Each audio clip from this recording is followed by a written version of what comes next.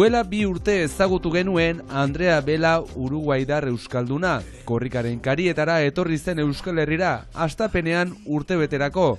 Orain, 2 urte beranduago eta Euskal Herrian finkaturik, Euskara eta Biok liburua plazaratu berri du. Nire euskararekiko ibilbidea kontatzeko, ze askotan galdera berbera egiten zidatean. Nola, zergaitik euskara ikasten duzu eta han Uruguain bizi zarenez eta hori arraroa, zen nik ez dut arbaso euskaldunik, eta orduan pixkat bitxia eta euskaldun horri erantzuteko beti geratu zitzaidan ideia zerbait egiteko. Gero izanian aukera Azizkoren bidez errima kultura elkartea ezagutzeko eta haiek nire proiektua kontatu eta gero zon zidatean baietz liburua egiteko. Eta Andrea ilustratzailea denez, harreman hori marrazki bidez kontatu du.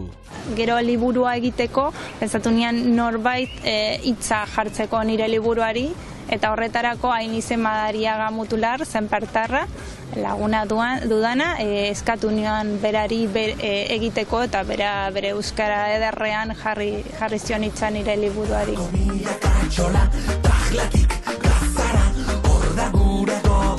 Lau ataletan bananduta zegoek liburua, diaspora, euskaletxeak, euskara eta euskal herriak. Eta nire bidea azten duk euskaletxeak ataletik aitzin.